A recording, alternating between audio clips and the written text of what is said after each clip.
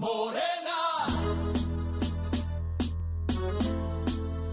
Morena, Morena,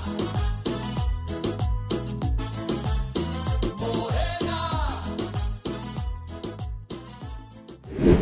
Hola, ¿cómo están? Saludamos con mucho gusto a todas nuestras compañeras, compañeros de Morena de todo el país. Hoy vamos a tener una mesa interesantísima. Tenemos invitados de lujo, como cada jueves. El día de hoy nos acompaña Nora Rubalcaba. Ella es senadora de la República por Aguascalientes. Querida Nora, ¿cómo estás? Muy contenta, un placer acompañarles en el podcast de la Cuarta Transformación. Muchas gracias. Está también Gerardo Esquivel. Lo conocemos todas, no todas, todos nosotros, un extraordinario economista. También colabora mucho en medios de comunicación.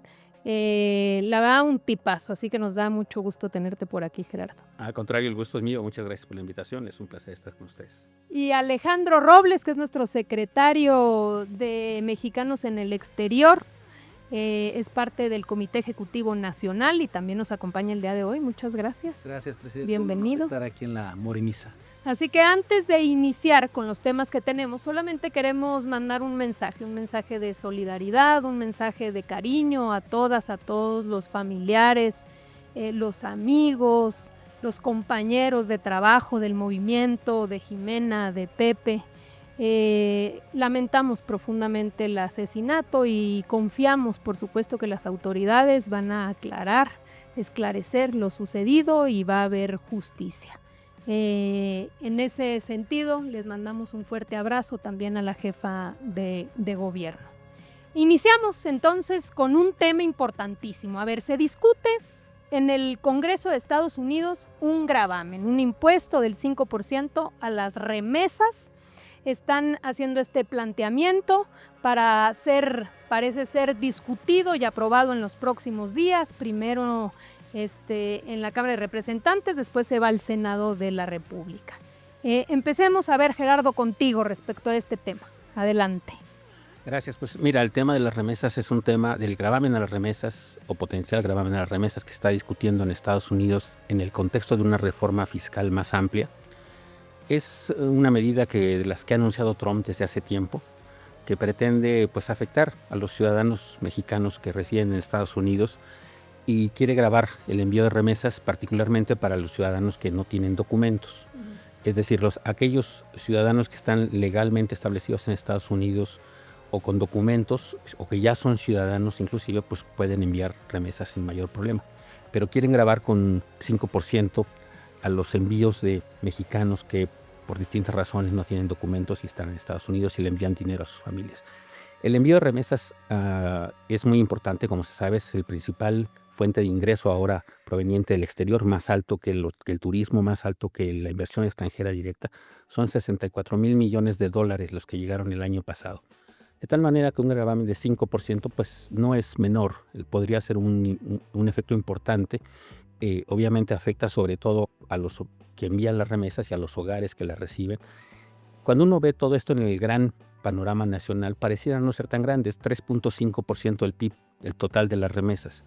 Sin embargo, para algunos estados, Chiapas, por ejemplo, Guerrero, Oaxaca, el envío de las remesas es más del 10% del PIB, o sea, de su ingreso de los hogares de esos estados del país. Entonces, esos hogares son los que más sufrirían y es por supuesto un gravamen que pues es injusto, es regresivo, es algo que los migrantes mexicanos ya pagan impuestos, primero cuando trabajan, cuando obtienen su ingreso, segundo cuando consumen en Estados Unidos, pues también graban. Entonces sería un gravamen adicional y eso creo que es algo pues muy indeseable, sería muy regresivo, insisto, porque son mexicanos que pues van, trabajan, hacen su esfuerzo por obtener un ingreso adicional, por mejorar el nivel de vida de ellos y de sus familias en México. De tal manera que un gravamen de esta naturaleza adicional a los que ya de por sí pagan, pues perjudicaría el nivel de vida de ellos en Estados Unidos y de sus familias en México. Y eso pues tendría efectos negativos, no tan importantes quizá para el mercado mexicano, digamos, en el sentido de el tipo de cambio, por ejemplo, que le afectara mucho a la llegada de remesas. Eso creo que no es lo importante es el impacto en los hogares mexicanos. Si se pone el gravamen, también es cierto, y eso sería importante decírselo a los mexicanos y a los que viven aquí en el país, que reciban esas remesas, que habrá otros mecanismos también, de tal manera que pudiera haber espacios para poder no ser tan afectados, ¿no?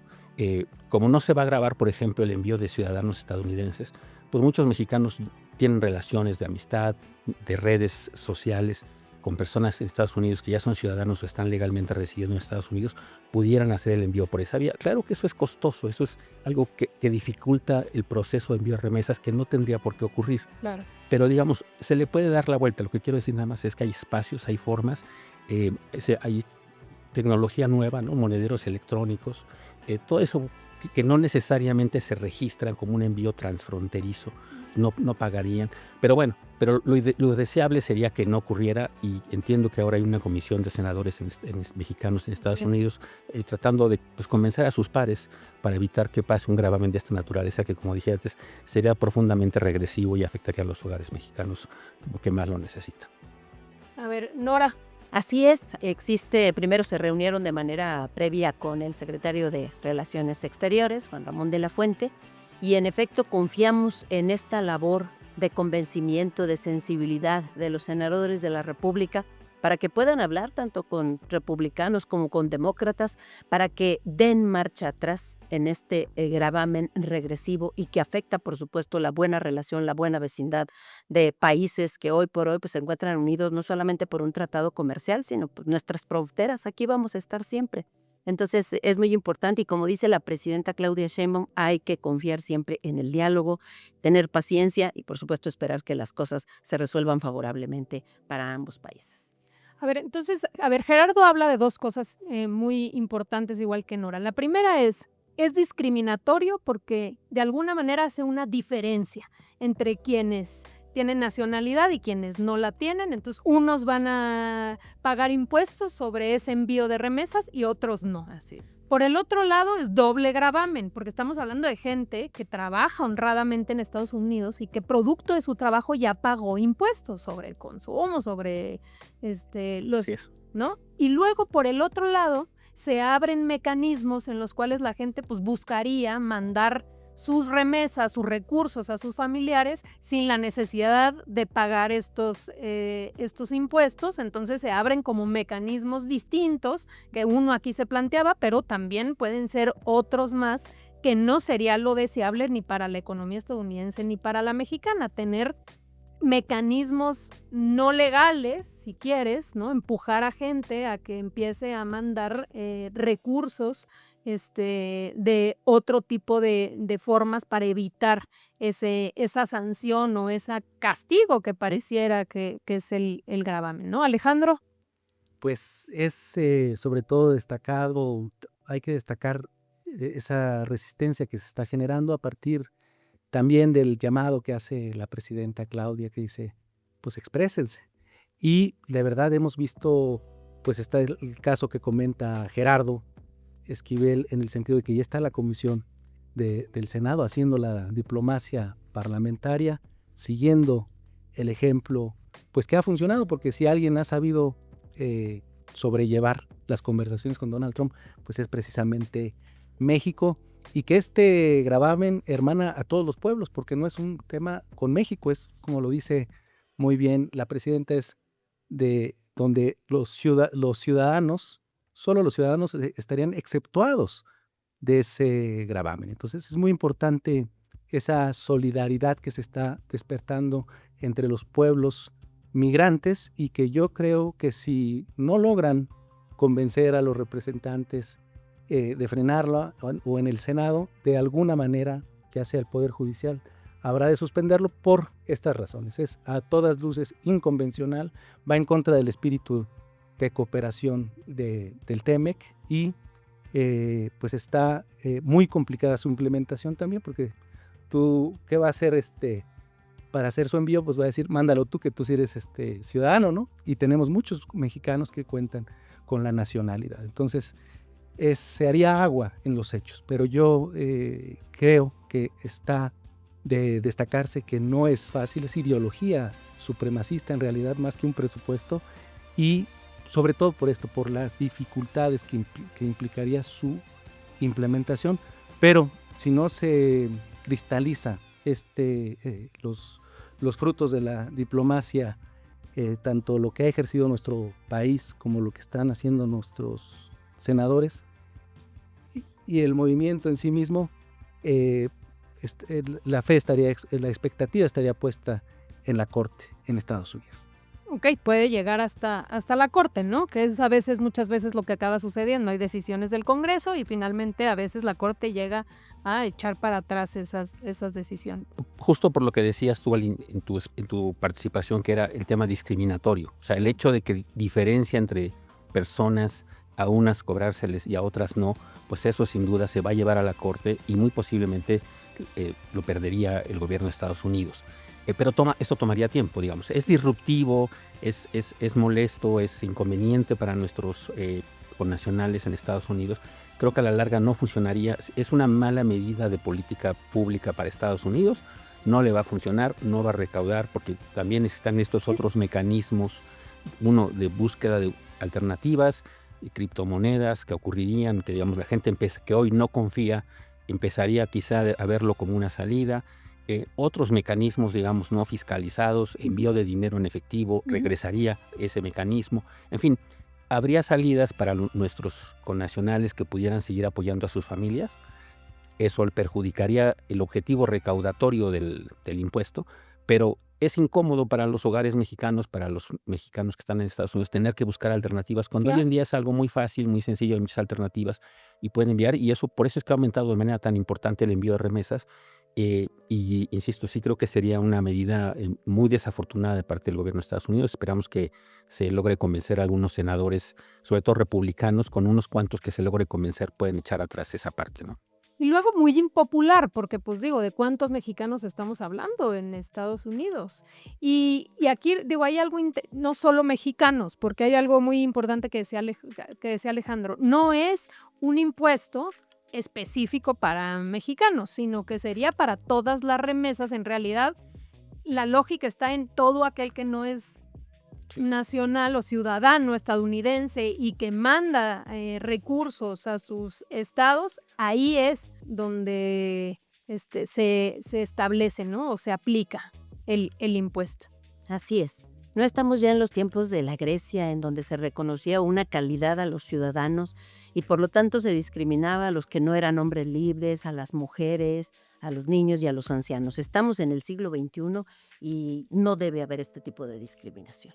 Totalmente. Pues ahí está este tema. Se suma, ¿no?, a una más, Gerardo, de las decisiones en realidad que se han venido tomando, y llama la atención que, como aquí se decía, en realidad, si bien es recaudatorio, tampoco es que estés hablando de la gran diferencia para ellos. 22,000 sí, millones de dólares. Si acaso, ¿no? Digamos, con estas alternativas posiblemente recaudarían incluso menos. Es una medida básicamente ideológica, discriminatoria, que busca pues desincentivar, incomodar a los mexicanos que están allá buscando pues lo que ellos están promoviendo mucho, ¿no? Que es la autodeportación, le llaman.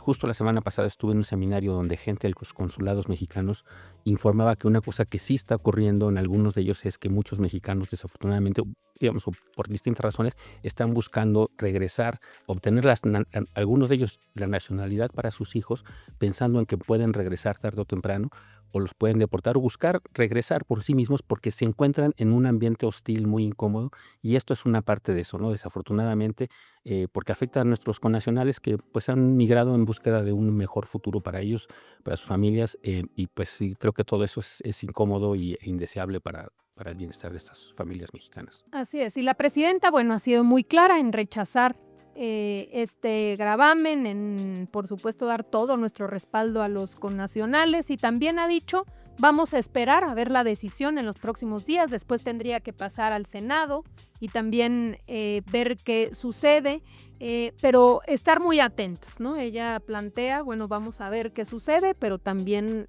tenemos mecanismos de defensa, así que pues desde acá, por supuesto que nuestro absoluto respaldo a la presidenta de México. Bueno, vamos cerrando con este tema para que podamos entrar ahora con el tema de los maestros, del magisterio.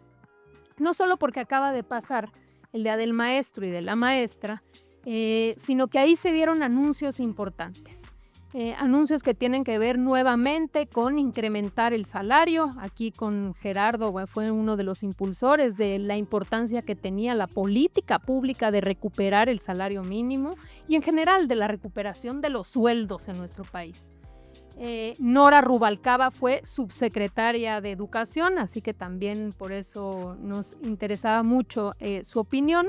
Entonces es un modelo en el cual se ha venido dignificando la labor del magisterio después de tiempos en los cuales se les echó la culpa a los maestros de todo alrededor de la educación, cuando en realidad pues había sueldos precarios, había toda una cantidad, digamos, de deficiencias, hasta falta de lo más elemental para dar clases, en fin. Entonces viene una dignificación nuevamente en varios temas, obviamente también contenidos, en fin, pero en el salario.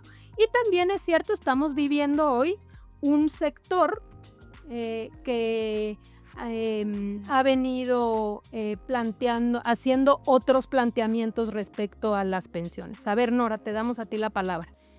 Primeramente, a mí me gustaría reconocer que no solamente en materia de salario, el presidente Andrés Manuel López Obrador rompió un paradigma. O sea, elevar los salarios en términos generales para sepultar ese dicho de que si aumentaba el salario iba a haber devaluación y cosas por el estilo, bueno. Pero a los maestros nos fue muy bien con la Cuarta Transformación. Primero, recordemos que veníamos de una reforma, mal llamada reforma educativa, una reforma punitiva, y esa reforma punitiva era precisamente lo que permitió que los maestros se organizaran y que dijeran, bueno, no queremos este tipo de evaluaciones, porque también recordemos que en ese tiempo estaba en auge el Partido Nueva Alianza. Y entonces todas las plazas que se perdían se asignaban por otro mecanismo corrupto y por lo tanto les convenía dar de baja a muchos maestros que supuestamente no pasaban el examen para poder entregarles esas plazas a sus agremiados. O sea, recordemos esa confabulación del Partido Nueva Alianza con el PRI de aquel tiempo. Y recordemos también que había una insuficiente cobertura en materia educativa. Es decir, estaban tratando de privatizar la educación, sobre todo la educación media y la educación superior. Entonces, era prácticamente premeditado el no generar los espacios para que pudieran estudiar los jóvenes y los estudiantes. Había precarias condiciones en materia de infraestructura, como bien lo señalas, y además los salarios eran precarios. ¿Qué hace la Cuarta Transformación? ¿Qué hace el licenciado Andrés Manuel López Obrador? Primero, echa atrás, revierte en el 2019 la mal llamada reforma educativa.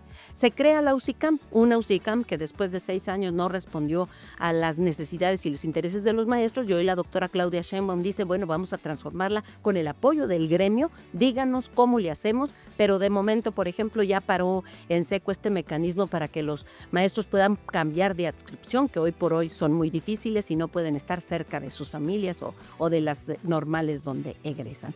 Entonces, existe también una inversión sin precedente en la escuela nuestra para que puedan las escuelas contar con la infraestructura básica, con el servicio de los baños, con el servicio del agua potable y con el servicio de electrificación.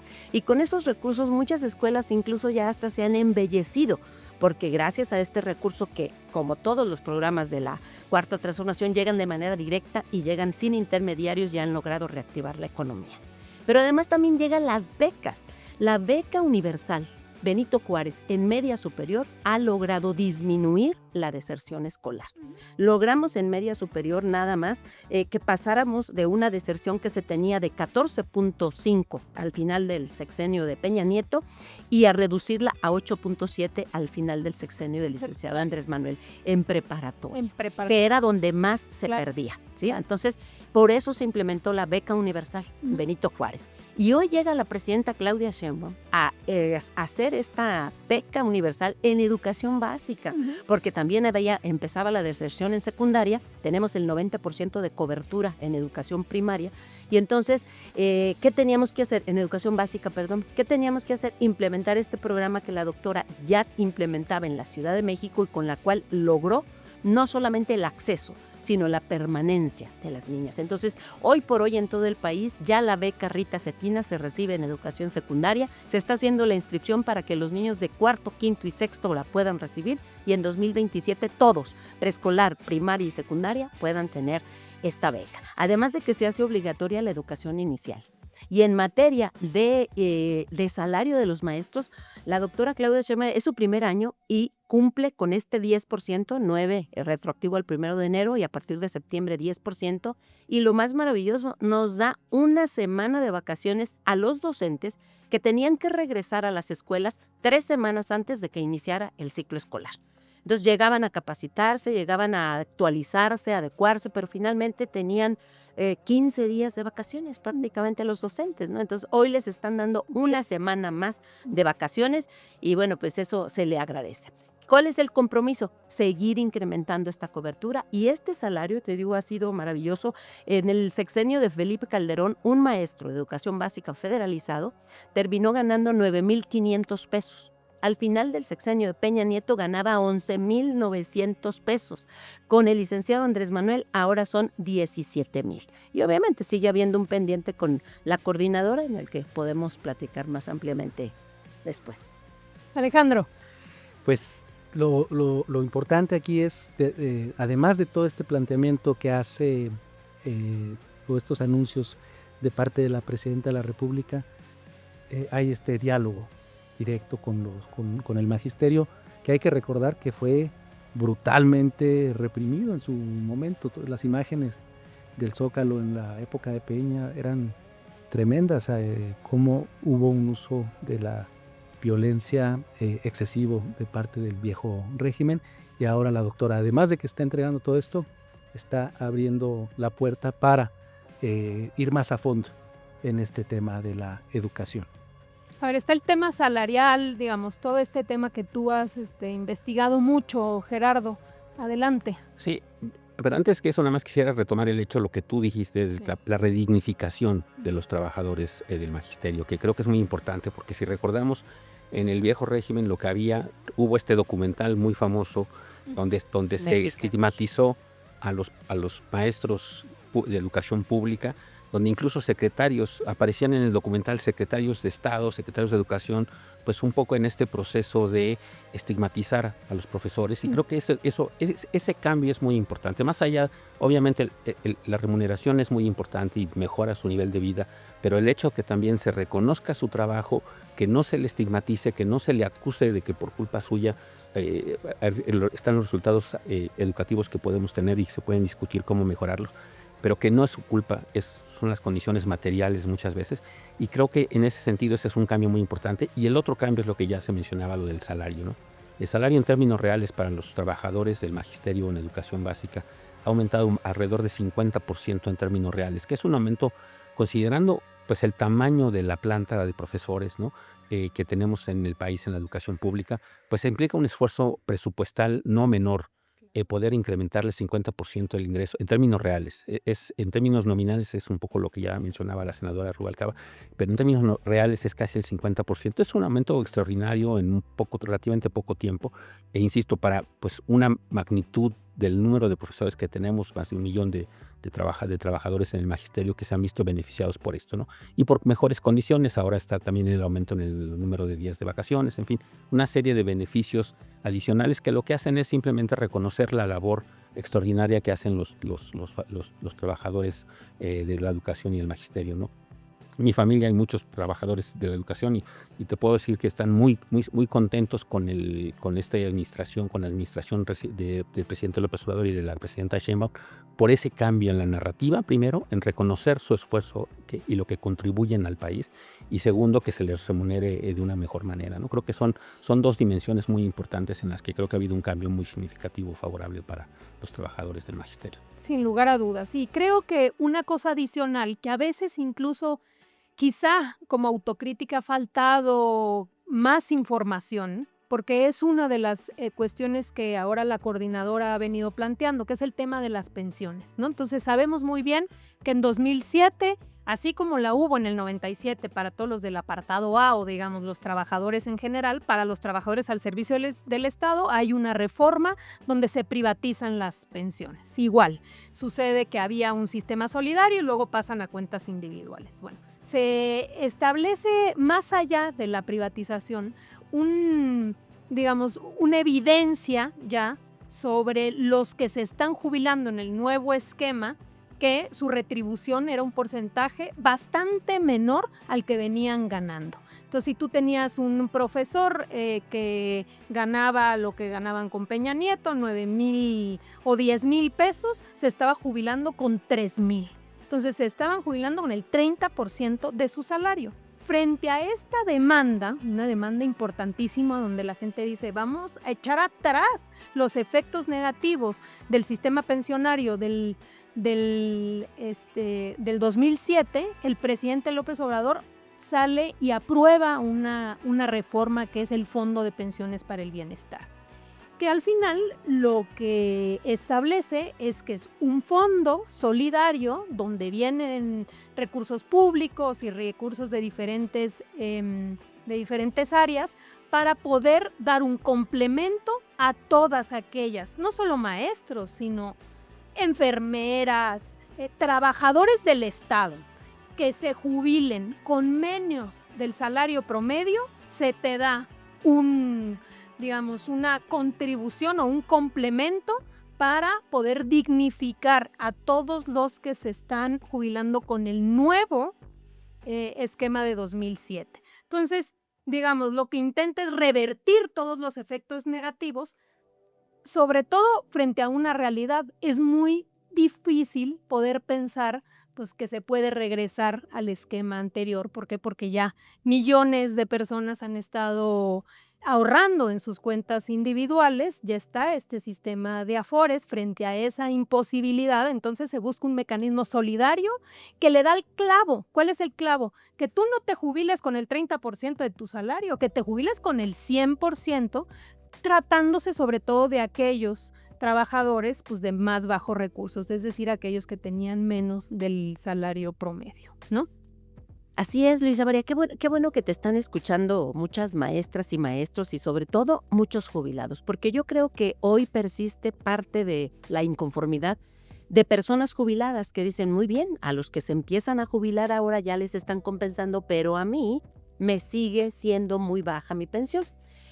Hay que recordarles, el licenciado Andrés Manuel, en un acto de justicia, lo primero que hizo cuando llegó y al ver los programas sociales, pues fueron los adultos mayores una prioridad por esa situación que prevalecía con ellos. Sin embargo, ¿qué siguen diciendo los jubilados? Echen para atrás la reforma del 2007 y desaparezcan las sumas y que sea en salarios mínimos. Es parte de esa inconformidad que hoy por hoy existe y que está abanderando, por supuesto, también la CENTE, ¿no? Además de la restitución que ellos piden de muchos agravios, pero aclarando, agravios que se hicieron en otros sexenios, agravios desde la reforma de la descentralización primera educativa del año 1993, la del 2007 y por supuesto la del 2013. Pero a mí me parece que de manera gradual, tanto los gobiernos del licenciado Andrés Manuel como la de la doctora Claudia Sheinbaum tienen que ver con esta labor de dignificar, de redignificar la acción del ente más importante y el protagonista de la educación, que es justamente el maestro. Pues todo nuestro respeto a las maestras, a los maestros, les mandamos un saludo y lo más importante es el diálogo respetuoso. Yo creo que siempre hay que apostar por eso, a las mesas de diálogo, sobre todo cuando se tiene un gobierno comprometido, no solo con el pueblo de México, sino sin lugar a dudas con el magisterio, que todos los días se traduce finalmente en este cambio radical de visión sobre la importancia del magisterio y la dignificación de sus condiciones laborales. Así que, pues ojalá continúe el diálogo, porque la verdad es que a veces sucede que se rompen esos canales innecesariamente, pero no necesariamente porque la generalidad quiera, o a veces falta información. Entonces estos canales nos ayudan para informar. Muy bien, pues no sé si hay algún comentario adicional. Sí, yo nada más agregaría a todo esto que efectivamente el cambio se ha hecho un cambio en distintas dimensiones para el tema de las pensiones, ¿no? Está el tema de la pensión de adultos mayores, que es un complemento, está el tema del fondo, que es un complemento. Entonces entender que se reconoce los problemas asociados a las reformas del pasado, pero efectivamente, y parte de esos se trata de compensar por estos mecanismos alternativos. Creo que la solución efectivamente de buscar eliminar por completo la reforma, pues sería muy costoso para el Estado mexicano, sería difícil de sufragar, porque implicaría, por ejemplo, la eliminación de las sumas. hay que recordar nada más por qué existen las UMAS. Las UMAS es lo que de hecho permitió el aumento del salario mínimo. Si no se hubieran creado las UMAS, no hubiéramos podido aumentar el salario mínimo. Y eso, pues como se sabe, ha tenido un impacto muy importante en los ingresos de muchos mexicanos, en que salgan de la pobreza. Entonces, todo eso se vuelve muy relevante, de tal manera que echar atrás la creación de las UMAS y buscar que los aumentos en las pensiones sean equivalentes al aumento del salario mínimo, eso es justo, sería deseable. Por supuesto, entendemos las demandas y las preferencias que tienen los trabajadores porque ocurriera eso, pero también hay que entender que hay limitaciones de otra naturaleza, ¿no? Pero insistirle a los trabajadores que no se está echando en el olvido la demanda sustantiva. Y la demanda sustantiva se está atendiendo por estos distintos mecanismos que pues tomará tiempo, se buscará consolidar efectivamente el Fondo de Pensiones para el Bienestar, pero creo que eso va a atender el problema de fondo del problema, que es que las jubilaciones en el esquema anterior quedaron con tasas de reemplazo, como se le conoce el nombre, que es el porcentaje del ingreso que reciben, que quedó muy, muy bajo y que hubiera generado un problema social importante y que se está buscando efectivamente pues reducir, mitigar y en todo caso mejorar el nivel de vida de los trabajadores mexicanos que llegan a esta fase de la jubilación. Claro.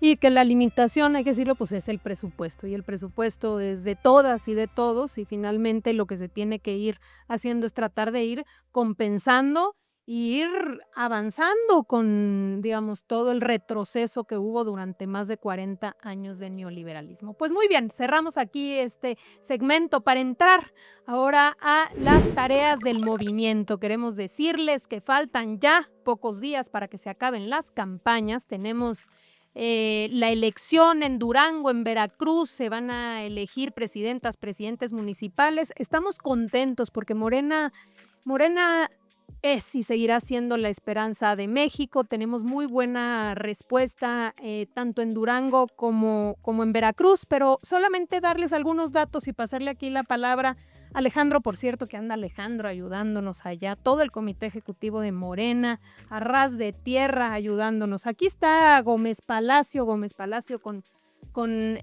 resultados 44%, Betsabe. Y su más cercana competidor es Movimiento Ciudadano con 26%. Así que Gómez Palacio, esperamos que llegue la transformación. Lo mismo en Lerdo, una joven también igual que Betsabe, Flora Leal, con 47.5% contra 32.8% del PRIAN. Por cierto, aquí la candidata es la esposa del presidente municipal por aquello de la reforma del nepotismo. Y muy corrupto, está denunciado por un desvío de más de 40 millones de pesos. Y también en la capital esperamos también un triunfo por parte del doctor Enríquez. Vamos bien. Y en el caso de Veracruz, solamente tiramos aceite en 3 casos. Los importantes son 212 municipios, pero en este caso, fíjense, Puerto de Veracruz, que se consideraba un bastión prianista, pues nada de eso. Aquí Rosa María Hernández Espejo, que por cierto tiene mucho tiempo en nuestro movimiento, es fundadora, 49% frente al 27% del PAN. En el caso de Jalapa también con resultados importantísimos, con Daniela Griego con 47 frente a 21 del PRI. Y finalmente Boca del Río, otro que se consideraba bastión prianista, pues vamos con una ventaja por parte de Berta Agüed y sabemos que va a llegar finalmente la transformación. A ver, Alejandro, ¿cómo te ha ido por allá en Durango? Muy bien, la verdad es que ese reducto del PRIAN está, sus horas están contadas, los duranguenses ven con muy buena percepción a nuestros candidatos, sobre todo están diciendo, van a hacer lo que está haciendo Claudia por el país, así es, lo vamos a hacer, y eso le está dando un efecto de triunfo y muy esperanzador. Entonces yo, carro completo, se va a pintar de guinda Durango ese 1 de junio. Salgan a votar 1 de junio, domingo 1 de junio, a votar todos los duranguenses y todos los veracruzanos. Y bueno, los demás, pues ya saben también que hay otra elección importantísima que no vamos a tocar aquí porque no voy a hacer que nos sancione el INE.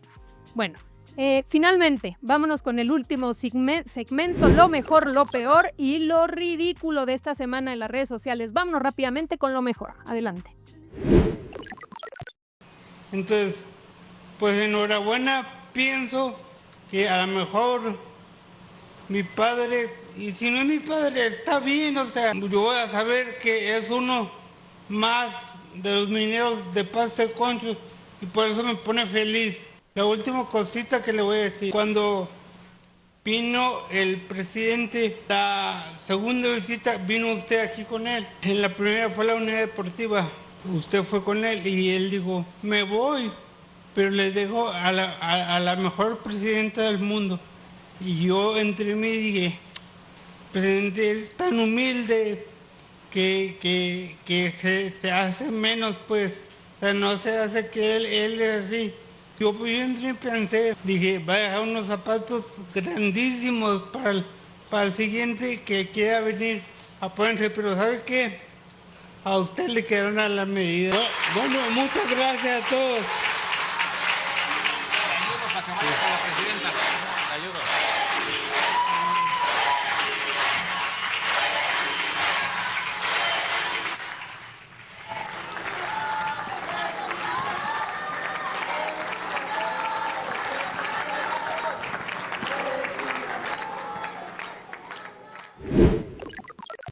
Bueno, pues ahí está este video que tiene que ver con los avances en Pasta de Conchos. Ya se ha venido avanzando en recuperar los cuerpos. Este compromiso que asumió el presidente López Obrador desde la campaña de 2012, ¿no? Después de lo sucedido con las familias, hizo un compromiso y pues lo llevó a cabo. Así que van muy bien los avances allá y la gente contenta, sobre todo pues este plan de justicia que es reivindicar el derecho a la búsqueda de las mineras, de los mineros y sobre todo pues también lo que significó que la decisión del entonces gobierno junto con la empresa hayan dicho aquí no se puede rescatar nada, no hay nada que rescatar, no van a encontrar absolutamente nada, hubo una explosión, no vale la pena seguir con la búsqueda y dieron carpetazo, pues ahí está, ¿no? Así es. Yo creo que fue un cambio muy importante del abandono que ocurrió en los gobiernos anteriores a un compromiso que recuerdo bien que te tocó encabezar a ti como secretaria del Trabajo y que está pues obteniendo resultados, como se puede ver en el video, afortunadamente muy emotivo, en donde se reconoce la labor y el compromiso de este gobierno, ¿no? Por cierto, que al orador le mandamos un fuerte abrazo, lo conocemos bien y bueno, pues nos da mucho gusto que esta restitución de la dignidad de la comunidad vaya avanzando. Vamos viendo lo peor de las redes sociales. Adelante. El buque de la Escuela Cuauhtémoc de la Armada de México chocó con el puente de Brooklyn. Informan que hay heridos. Mi solidaridad con ellos y sus familias. Lleva recorriendo el mundo 43 años. Nunca había chocado y con Morena chocó. Así terminará la elección del Poder Judicial.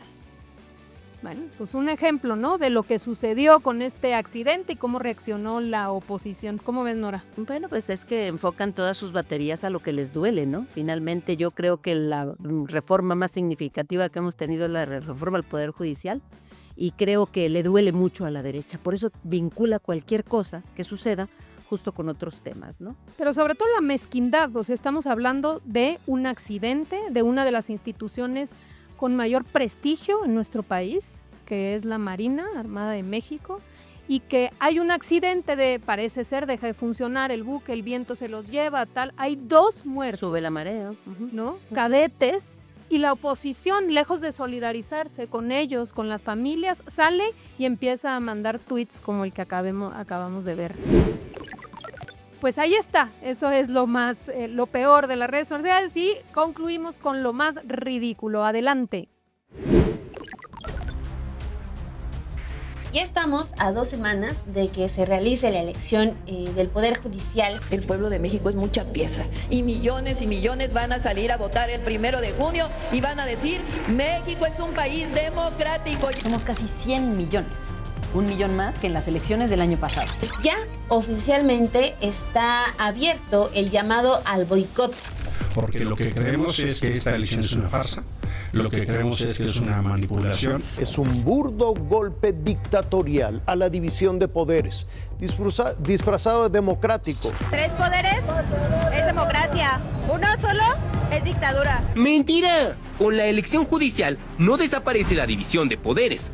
Otorga a los ciudadanos facultades que antes eran exclusivas del Poder Ejecutivo y Legislativo para elegir a través del voto a ministros, magistrados y jueces. Se los garantizo, lo que va a provocar es un desplome de la inversión y eso eventualmente va a dejar a la economía completamente tocada. He escuchado decir que es mucho más fuerte el impacto de la reforma judicial que de Trump. Siguen las inversiones, es algo muy bueno. Al cierre del año pasado, el país recibió $36,000 millones en inversión foránea, siendo esta cifra la más alta registrada desde que iniciaron los reportes hace 25 años.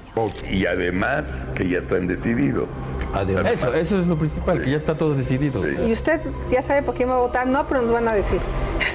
O sea, un maestro albañil, un maestro de obra. Un maestro de obra. Ah, órale. Que les van a decir por quién. ¿Y quién le va a decir?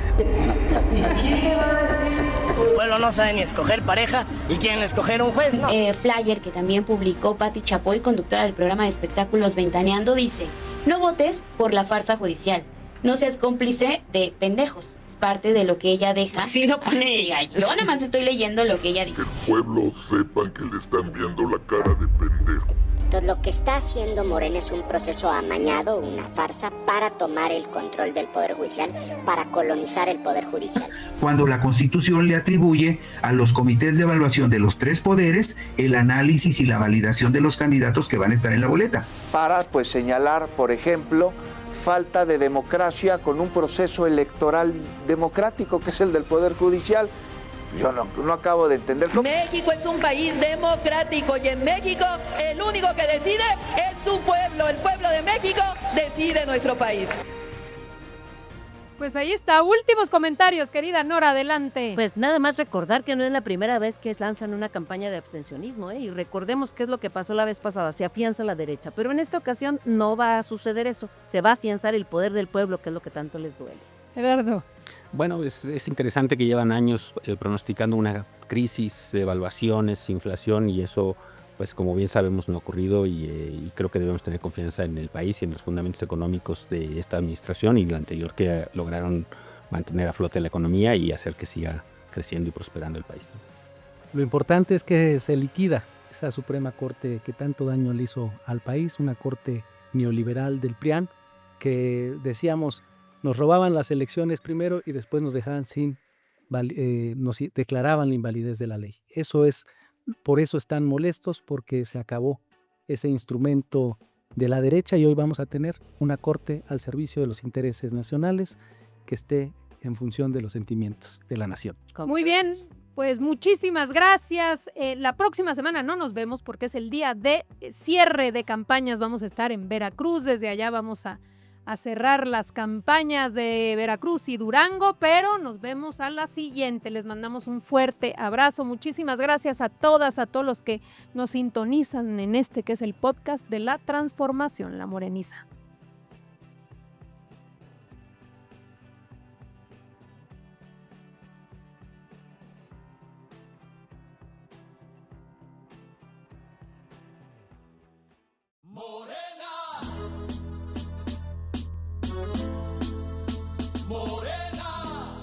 Morena, la esperanza de México.